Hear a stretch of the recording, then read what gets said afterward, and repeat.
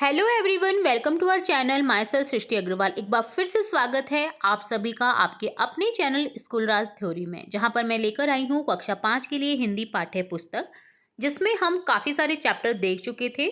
Chapter एक, यानी अध्याय 1, 2, 3, 4 आकलन 1, अध्याय 5, 6, 7, 8 आकलन 2 के सॉल्यूशन हम अब तक देख चुके हैं। कोई भी वीडियो अगर आपने मिस कर दिया है तो आप हमारी चैनल की प्लेलिस्ट से चेकआउट कर सकते हैं, जहां पर आपको एक ही वीडियो में उस चैप्टर से रिलेट पूरा व्याख्या एक्सप्लेनेशन के साथ क्वेश्चन आंसर्स सभी स्टार्टिंग से लेकर एंड तक मिलने वाले हैं। तो जरूर से चेकआउट करिएगा हमारे जितने भी चैप्टर हमने अब तक पढ़ा रखे हैं। अब यहाँ पर इस वीडियो में स्टार्ट करूंगी मैं अध्याय 9, भारत के महान व्यक्तित्व। तो यहाँ पर बात करेंगे जो भारत के महान व्यक्तित्व वाले जो लोग हुए हैं उनके बारे में, जिनमें से एक है शिवाजी। तो छत्रपति शिवाजी की सबसे पहले बात करेंगे। इनका देखिए पिक है, ये आप देख सकते हैं शिवाजी कैसे दिखते थे। तो वीर शिवाजी का जन्म 19 फरवरी 1630 को पुणे के पास शिवनेरी दुर्ग में शाहजी भोंसले और जीजाबाई के पुत्र के रूप में हुआ। उनके जीवन पर माता जीजाबाई, दादा कौंडदेव एवं गुरु रामदास की शिक्षाओं का विशेष प्रभाव पड़ा। इनकी शिक्षाओं से शिवाजी में स्वतंत्रता, स्वाभिमान, वीरता, साहस और बलिदान की भावनाएं जागी। वे एक कुशल योद्धा और कूटनीतिज्ञ बन गए। बचपन में शिवाजी अपनी आयु के बालकों को इकट्ठा कर उनके नेता बनकर युद्ध करने और किले जीतने के खेल खेला करते थे। युवा होते ही जब उन्होंने पुरंदर और तोरण के किलों को जीता तो दूर दूर तक उनकी कीर्ति फैल गई। वे गुरिल्ला और या छापामार युद्ध में निपुण थे। उन्होंने आतताई मुगल शासक, जो बहुत ज़्यादा अति कर दी थी जिसने, औरंगजेब की नाक में दम कर दिया। वे इसकी धार्मिक कट्टरता, क्रूरता और अत्याचार के विरुद्ध थे, क्योंकि वो काफ़ी कट्टर था। शिवाजी ने बीजापुर के शासक आदिल शाह द्वारा भेजे गए खूंखार सेनापति अफजल खां को मार गिराया। मुगल बादशाह औरंगजेब का सूबेदार शाहिस्ता खां भी शिवाजी के आक्रमण से घबराकर भाग गया। मिर्जा राजा जयसिंह और शिवाजी के बीच पुरंदर की संधि हुई। कालांतर में सुरक्षा के आश्वासन पर उत्तर भारत की परिस्थितियों को समझने के लिए शिवाजी मुगल दरबार में उपस्थित हुए, जहां सम्मानजनक व्यवहार नहीं होने पर शिवाजी क्रोधित हुए, जिससे औरंगजेब ने उन्हें कैद कर लिया, परंतु शिवाजी अपने साहस एवं चतुराई के बल पर वहां से बच निकले। शिवाजी ने कई दुर्गों पर अधिकार किया, जिनमें से एक था सिंहगढ़ दुर्ग, जिसे जीतने के लिए उन्होंने तानाजी को भेजा था। इस दुर्ग को जीतने के दौरान तानाजी ने वीरगति पाई थी। सन 1674 में रायगढ़ में शिवाजी का राज तिलक हुआ और छत्रपति की उपाधि मिली। शिवाजी का विवाह सईबाई निबालकर के साथ हुआ, जिन्होंने संभाजी को जन्म दिया। शिवाजी की मृत्यु के बाद संभाजी मराठा साम्राज्य के शासक बने। अपने देश, धर्म और संस्कृति की रक्षा में प्राणों की भी परवाह न करने वाले शिवाजी को हम एक सच्चे राष्ट्र नायक के रूप में याद करते हैं। तो ये शिवाजी से रिलेटेड कुछ तथ्य थे। अगली बात करेंगे हम नेताजी सुभाष चंद्र बोस की, जिन्हें हर कोई बच्चा जानता होगा, जिन्होंने नारा दिया था, तुम मुझे खून दो मैं तुम्हें आज़ादी दूंगा। आज़ादी की लड़ाई में देश के युवाओं को इस जोशीले नारे से जोड़ने वाले स्वतंत्रता सेनानी का नाम है सुभाष चंद्र बोस, जिन्होंने युवाओं को कहा था कि अगर तुम मुझे अपना खून देते हो, यानी अपनी जान देते हो, अपनी जान हथेली पर रखकर मेरा साथ देते हो, तो मैं तुम्हें जरूर से आज़ादी दिलवा दूंगा। 23 जनवरी 1897 को ओडिशा के कटक में जानकी नाथ बोस और प्रभावती देवी के घर जन्मे सुभाष बचपन से ही होनहार थे, यानी होशियार थे। रामकृष्ण परमहंस स्वामी विवेकानंद से प्रेरित सुभाष ने अंग्रेज सरकार की प्रतिष्ठित सिविल सेवा को ठुकराकर देश सेवा का प्रण लिया। सुभाष सन 1938 में भारतीय राष्ट्रीय कांग्रेस के अध्यक्ष बने। बाद में उन्होंने फॉरवर्ड ब्लॉक की स्थापना की। दूसरे विश्व युद्ध के दौरान अंग्रेजों के खिलाफ लड़ने के लिए उन्होंने जापान के सहयोग से आज़ाद हिंद फौज का गठन किया। उनके द्वारा जय हिंद, तुम मुझे खून दो मैं तुम्हें आज़ादी दूंगा के नारे दिए गए। सन 1943 में उन्होंने सिंगापुर से सुप्रीम कमांडर के रूप में दिल्ली चलो नारा भी दिया। तो इनके नारे कई सारे हैं, जैसे जय हिंद, तुम मुझे खून दो और दिल्ली चलो। और किसका गठन किया था इन्होंने? आजाद हिंद फौज का। बोस ने नारे के साथ में आजाद हिंद सरकार का भी गठन किया। ठीक है। बोस ने अंडमान और निकोबार द्वीप पर अधिकार कर इन द्वीपों का नाम शहीद और स्वराज द्वीप रखा था। उन्होंने ही सबसे पहले सिंगापुर से रेडियो प्रसारण में महात्मा गांधी को राष्ट्रपिता कहा था। साल 2021 में केंद्र सरकार ने सुभाष चंद्र बोस की जयंती को पराक्रम दिवस के रूप में मनाने की घोषणा की। हर भारतवासी भारत मां के इस वीर सपूत नेताजी के नाम से जानते हैं, जिन्हें कहा जाता है नेताजी सुभाष चंद्र बोस। अगला बात करेंगे लौह पुरुष सरदार पटेल को, जो कि है सरदार वल्लभ भाई पटेल, जिनकी आपने स्टैचू के बारे में तो सुना ही होगा। गुजरात की नर्मदा जिले में नर्मदा नदी के किनारे विश्व की सबसे ऊंची मूर्ति स्टैचू ऑफ यूनिटी स्थापित है। यह मूर्ति सरदार वल्लभ भाई पटेल की है। पटेल देश के पहले उप प्रधानमंत्री एवं गृह मंत्री रहे। अपने मजबूत इरादों, कर्तव्यनिष्ठ व्यक्तित्व के कारण इन्हें लौह पुरुष के नाम से जानते हैं। पटेल का जन्म 31 अक्टूबर 1875 को नडियाद, गुजरात में हुआ। इनके पिता का नाम झवेर भाई पटेल, माता का नाम लाडवा देवी था। इनकी शुरुआती शिक्षा मुख्यतः स्वाध्याय से हुई, खुद अध्ययन किया इन्होंने शुरू में। लंदन जाकर इन्होंने बैरिस्टर की पढ़ाई की। वापस आकर अहमदाबाद में वकालत करने लगे। महात्मा गांधी के विचारों से प्रेरित होकर उन्होंने भारत के स्वतंत्रता आंदोलन में भाग ली। सन 1918 में खेड़ा सत्याग्रह, 1928 में बारदोली सत्याग्रह के द्वारा किसानों पर अंग्रेज द्वारा जबरन थोपी गई लगान वृद्धि के विरुद्ध संघर्ष किया। बारदोली आंदोलन में सफलता पर वहां की महिलाओं ने इन्हें सरदार कहकर सम्मानित किया। स्टैच्यू ऑफ यूनिटी आपको दिख रही होगी, पिक्चर में दिखाई गई है। देश की आजादी के बाद अपनी सूझबूझ कूटनीति से देशी रियासतों को एक कर अखंड भारत की नींव रखी। इनके जन्म दिवस 31 अक्टूबर को प्रतिवर्ष राष्ट्रीय एकता दिवस के रूप में मनाया जाता है। भारत सरकार ने सन 1991 में इन्हें मरणोपरांत, मरने के बाद भारत रत्न देकर सच्ची श्रद्धांजलि दी। तो ये तीनों ही महान व्यक्तित्व के बारे में हमने पढ़ा। अब देखेंगे क्वेश्चन आंसर्स, अभ्यास कार्य। सबसे पहले है आओ बात करें, जिसमें क्वेश्चन है सरदार पटेल ने किस तरह से देशी रियासतों का एकीकरण किया, अपने अध्यापक से चर्चा कीजिए। तो आंसर होगा सरदार पटेल को एकता का महान नीतिज्ञ माना जाता है, जिन्होंने अपने व्यवहारिकता कुशलता से एक महत्वपूर्ण कार्य किया। इन्होंने देशी रियासतों के एकीकरण का प्रभावी ढंग से प्रबंधन किया। इसके लिए उन्होंने राजाओं को देशभक्ति, राष्ट्रीय भावनाओं का आह्वान किया। उन्हें लोकतांत्रिक संविधान के निर्माण से जुड़ने के लिए आमंत्रित किया। रियासतों को भारत सरकार को सौंपने के लिए राजी किया, ताकि वो अपनी रियासतें भारत सरकार को सौंप दे, क्योंकि काफ़ी सारी अलग अलग रियासतें थी, एक नहीं था पूरा भारत। भारत को एक करने में इनका बड़ा सहयोग था। अगला क्वेश्चन है आपको देश का कौन सा स्वतंत्रता सेनानी अच्छा लगता है, क्यों? तो मुझे देश के स्वतंत्रता सेनानी छत्रपति शिवाजी अच्छे लगते हैं, क्योंकि उन्होंने अकेले दम पर मुगल सल्तनत को चुनौती दी थी। या फिर आप लिख सकते हैं मुझे सरदार पटेल स्वतंत्रता सेनानी अच्छे लगते हैं, क्योंकि उन्होंने भारत की स्वतंत्रता के बाद रियासतों को एकजुट करने में महत्वपूर्ण भूमिका निभाई थी। तो यहाँ पर छात्र अपने अकॉर्डिंग आंसर लिख सकते हैं, या फिर आप सेम क्वेश्चन का आंसर भी लिख सकते हैं।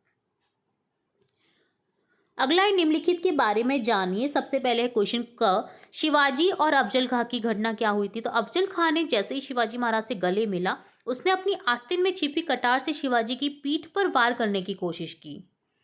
तो शिवाजी ने सतर्कता दिखाते हुए अफजल खां के पेट को बाघनख यानी बाघ के नाखून जैसे हथियार से चीर दिया था, क्योंकि वो उसे मारने आया था।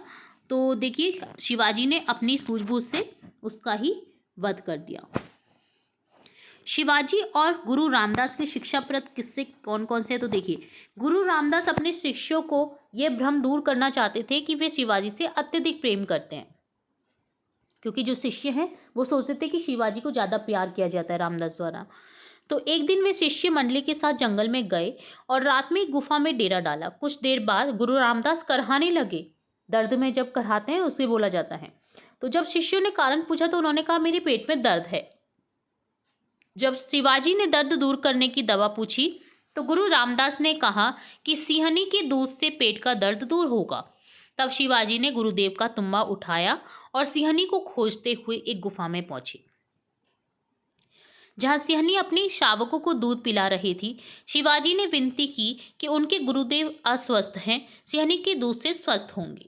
उन्होंने कहा सिंहनी चाहे तो उन्हें खा सकती है। सिंहनी ने शिवाजी के पैरों को चाटा। तब शिवाजी ने सिंहनी का दूध निकाला और उसे प्रणाम कर गुरु के पास पहुंचे।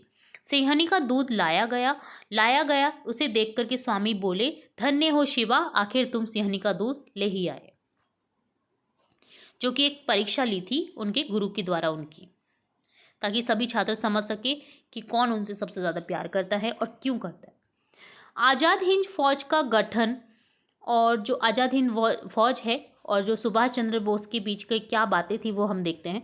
तो आज़ाद हिंद फौज का गठन नेताजी सुभाष चंद्र बोस ने द्वितीय विश्व युद्ध के दौरान सिंगापुर में किया था। इस फौज का गठन भारत को स्वतंत्रता दिलाने के उद्देश्य से किया गया था। तो इस तरह से आपके जो पूछे गए क्वेश्चन हैं सभी के हमने आंसर देख लिए हैं। ठीक है, अगला पार्ट है आपका सोचो और लिखो, जिसमें सबसे पहले है प्रश्न का उत्तर चुन करके आपको एक ऑप्शन लिखना है। क है छत्रपति शिवाजी के जीवन पर किस व्यक्ति का प्रभाव नहीं पड़ा? जीजाबाई का पड़ा, गुरु रामदास का पड़ा, दादा कोंडदेव का पड़ा, अफजल खां का नहीं पड़ा। अफजल खां तो उनका दुश्मन था, तो ऑप्शन अ करेक्ट हो जाएगा। शिवाजी की मृत्यु के बाद उनके साम्राज्य का शासक कौन बना? संभाजी, जो उनके पुत्र थे। ऑप्शन स करेक्ट हो जाएगा।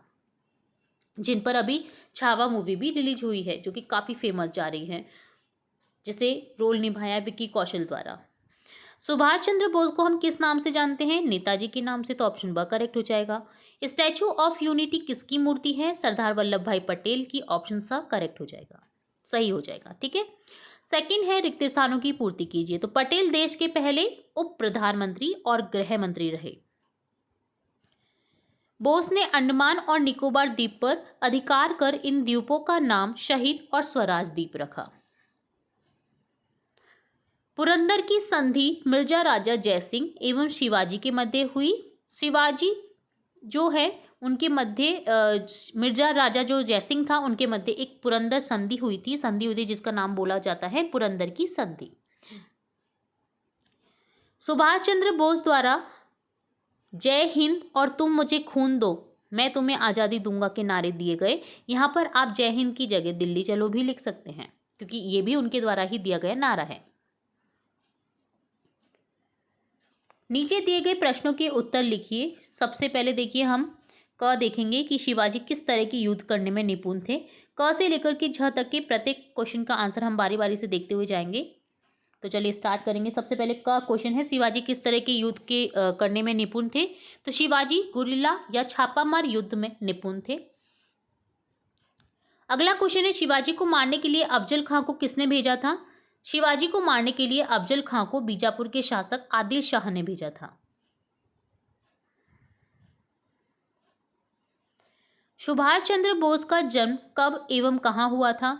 सुभाष चंद्र बोस का जन्म 23 जनवरी सन 1897 को ओडिशा के कटक में हुआ था। सरदार वल्लभ भाई पटेल को लौह पुरुष क्यों कहा जाता है? सरदार वल्लभ भाई पटेल को मजबूत इरादों और कर्तव्यनिष्ठ व्यक्तित्व के कारण लौह पुरुष कहा जाता है। सरदार वल्लभ भाई पटेल द्वारा अंग्रेजों के विरोध में किए गए 2 आंदोलन के नाम लिखिए। तो आंसर आ जाएगा सरदार वल्लभ भाई पटेल द्वारा अंग्रेजों के विरोध में किए गए 2 आंदोलन के नाम खेड़ा सत्याग्रह तथा बारदोली आंदोलन है। शिवाजी और सुभाष चंद्र बोस के संघर्षों में क्या समानताएं थीं? शिवाजी और सुभाष चंद्र बोस दोनों ही देश प्रेमी थे। इन्होंने देश की आज़ादी के लिए अपने प्राणों की परवाह नहीं की। शिवाजी और सुभाष चंद्र बोस ने भारतीयों को संगठित कर शक्तिशाली दुश्मन साम्राज्य के विरुद्ध सशस्त्र क्रांति की लौ जगाई। तो शिवाजी भी ऐसा चाहते थे कि सभी लोग एक रहें, एकजुट रहें, ताकि जो दुश्मन लोग थे उनको हराया जा सके, और इसी तरह की सोच सुभाष चंद्र बोस की भी थी। महान व्यक्तियों की मूर्तियां क्यों लगाई जाती हैं? महान व्यक्तियों की मूर्तियां लोगों को प्रेरणा देती हैं, उन्हें अच्छे काम करने के लिए प्रोत्साहित करती है तथा ये मूर्तियां उन लोगों के प्रति सम्मान प्रकट करती है जिन्होंने समाज और देश के लिए महत्वपूर्ण योगदान दिया। ये मूर्तियां लोगों को महत्वपूर्ण घटनाओं, व्यक्तियों की याद दिलाती है।